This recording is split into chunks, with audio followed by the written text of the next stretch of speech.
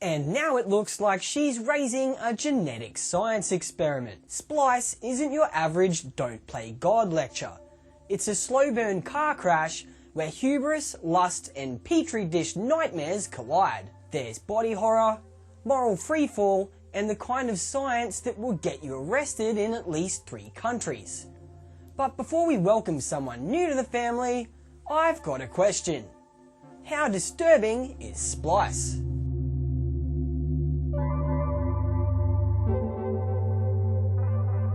Hey, welcome back to another episode of How Disturbing. I'm your host, Billy Bogues, and today we're looking at sci-fi parenthood nightmare, Splice.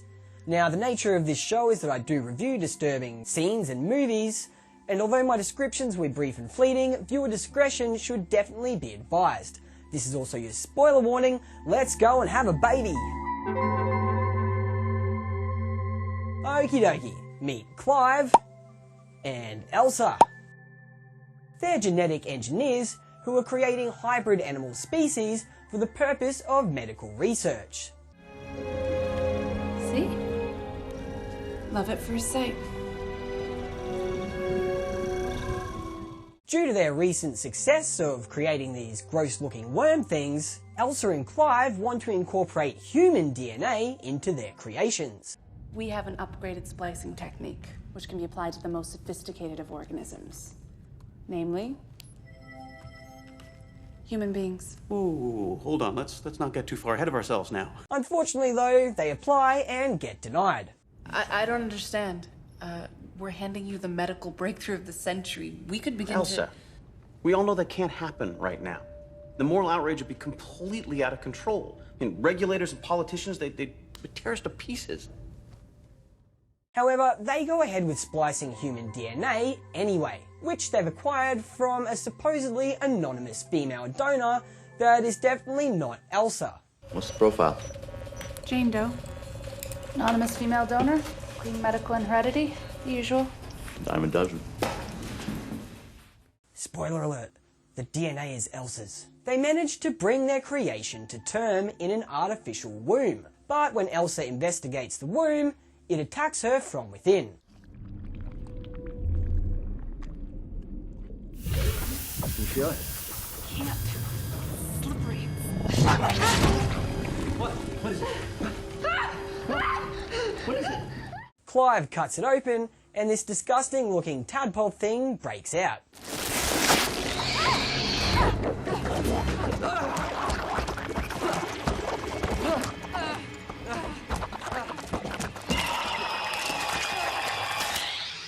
A few days later, the couple suspect their creation has died, but upon closer inspection,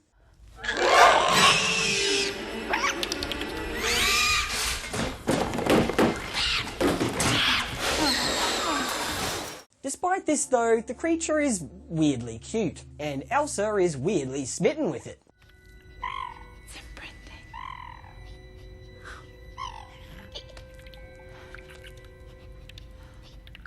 You're really something, aren't you? She even figures out how to feed it.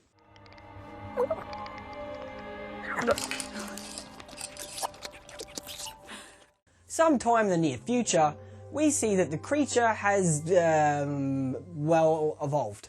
You are such a good girl.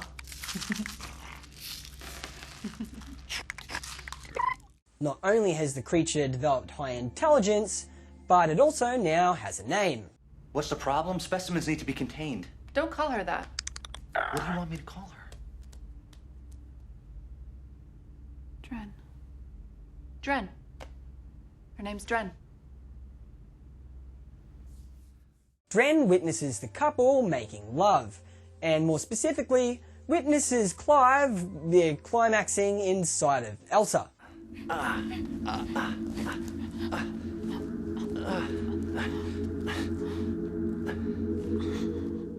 I sure hope she doesn't copy that behaviour at any point in the movie. Dren is aging and developing really quickly, so the couple transport her out of the lab and onto Elsa's abandoned farm. It's okay, honey. There's nothing to be afraid of. This is your new home now. This is your new home. Dren is left in the barn all day while the couple go to work, and she's forced to find ways to entertain herself.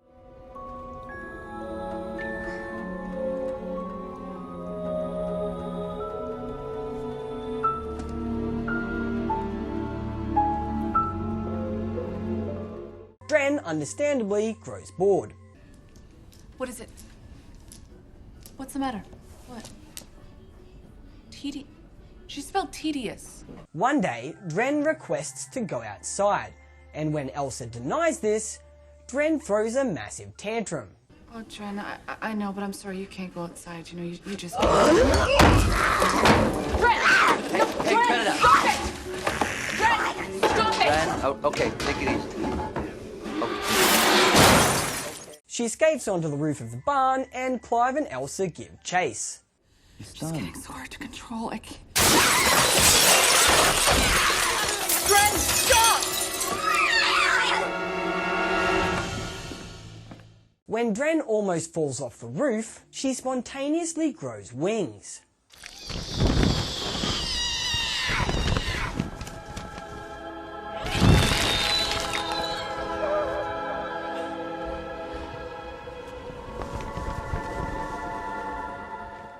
Clive then quells her anxiety by telling Dren that they love her. Come here. Sometime later, Elsa is bonding with Dren when she discovers that Dren has quite the collection of drawings. And they're all of Clive and none of them are of Elsa. It's really good. Are there any of me? That evening, Clive cheers a lonely Dren up by teaching her how to dance. During said dance, Clive discovers that he finds Dren to be, well, a little bit sexy.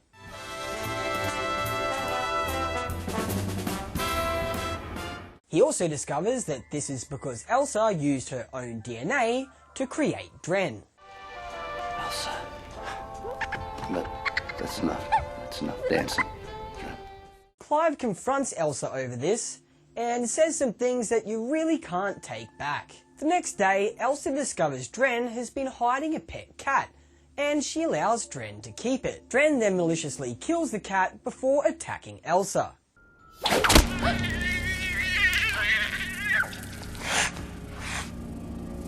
Oh my god! Dren! She attempts to flee the barn, but Elsa bonks her on the head. Bonk. This leads Elsa to operate on Dren, removing the stinger from her tail. Now, the next time Clive visits Dren, well, she puts on quite the show. She attempts to kiss Clive, but he rebuffs her. No. You can't do that. But Clive can't fight his urges anymore. The two kiss and embrace, and then Clive makes hanky-panky with Dren. She climbs on top of Clive, imitating the acts that she saw Elsa performing earlier on in her life.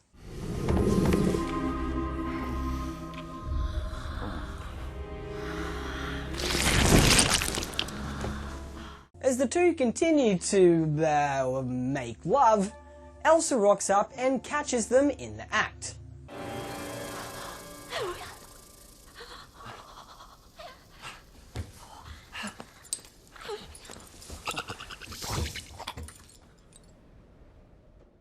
After a tense back and forth in their apartment, the couple make up, and they return to find Dren extremely ill. What's happening? I don't know. But she's dying. And, well, heartbreakingly, it looks like Dren has died. The couple bury her in the yard. Do you, want to say anything? Soon after, their bosses from the lab rock up, and so does Clive's brother, who also works there. Gavin, what are you doing here? Sorry, I had to. It's the only way. All right. Let's see it. What did you tell him? I didn't have to tell him much.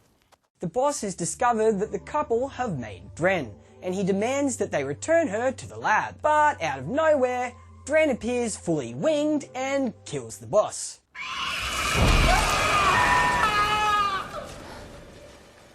Boop, dead. Boop, dead. It also appears that Dren wasn't dying at all, she was actually transitioning genders, a common ability of many animals. She then kills Clive's brother.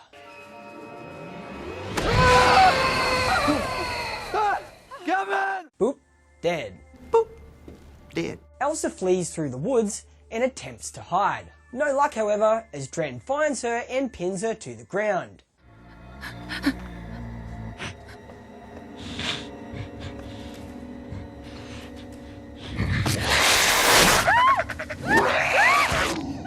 Dren then ominously utters his first words.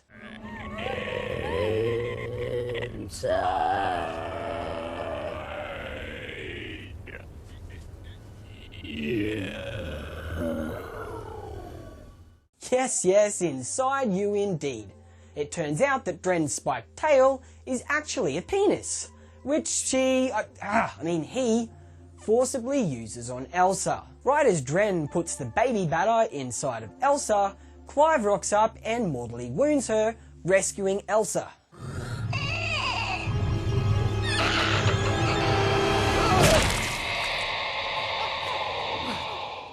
Dren, in her final evolved form, attacks Clive. Elsa smashes Dren over the head with a rock, and Dren stabs Clive in the heart with her venomous tail penis.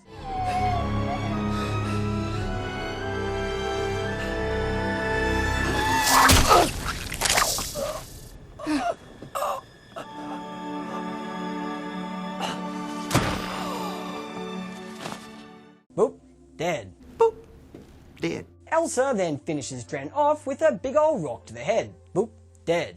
Boop, dead. 9 months into the future, we learn that Dren's tissue was a medical marvel. We also learned that Elsa is continuing the experiment. Of course, we are extremely excited that you're willing to take us to the next stage. Especially in light of the personal risk. What? Wait, how? Well, as the film closes, we discover that Elsa is pregnant and carrying Dren's child. That is incest on a whole new level. That is crazy. Anyway, that's the end. Splice slithered onto screens in 2009 with an MA15+ rating in Australia. And honestly, I enjoyed this movie a little bit more than I'm willing to admit. The script, well, it's mid at best.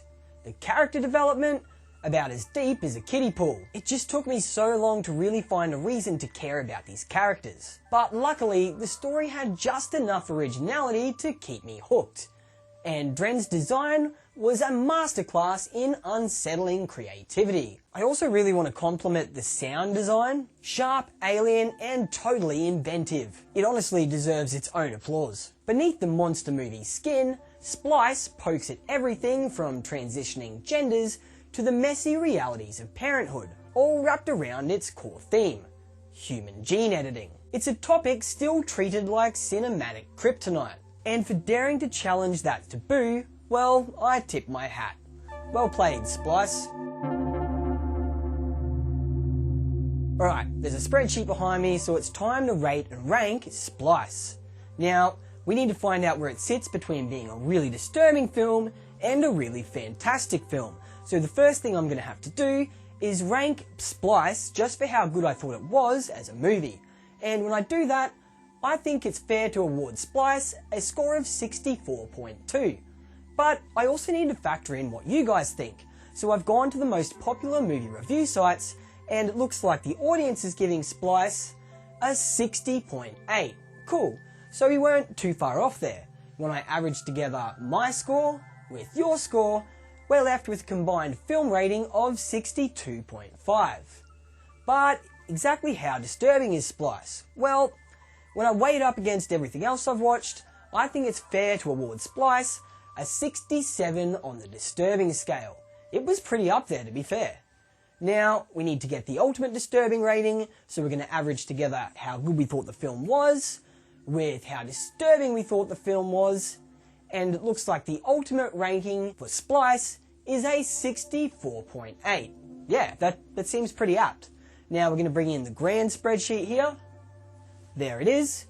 And we're going to scroll down and zoom in just a little bit here, because with a score of 64.8, it's landed Splice at rank number 16. Yeah, that's actually pretty high up the list. I've done like 50 movies almost. So it looks like we think that Splice has a slightly better average than Fall, but a slightly worse average than Red State. Thanks for watching another episode of How Disturbing, guys. I'm your host, Billy Bogues, and if you're not a jerk, go and like and subscribe. Please, I'm a new creator and it helps me out heaps, so I'm sure you're not a jerk. Are you a jerk? You're not a jerk. Go and like and subscribe. And lastly, if there's a product or a service that you want me to advertise on this channel for free, get in touch because I am totally down to help out. And having said that, I'm your host Billy Bogues, this was How Disturbing, and I'm going to glitch out of here. Peace!